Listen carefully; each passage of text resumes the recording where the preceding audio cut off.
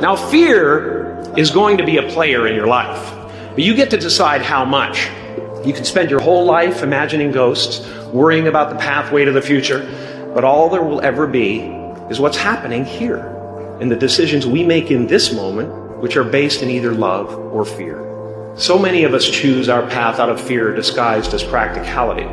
What we really want seems impossibly out of reach and ridiculous to expect, so we never dare to ask the universe for it. I'm saying I'm the proof that you can ask the universe for it. My father could have been a great comedian, but he didn't believe that that was possible for him. And so he made a conservative choice. Instead, he got a safe job as an accountant. And when I was 12 years old, he was let go from that safe job. And our family had to do whatever we could to survive. I learned many great lessons from my father, not the least of which was that you can fail at what you don't want. So you might as well take a chance on doing what you love.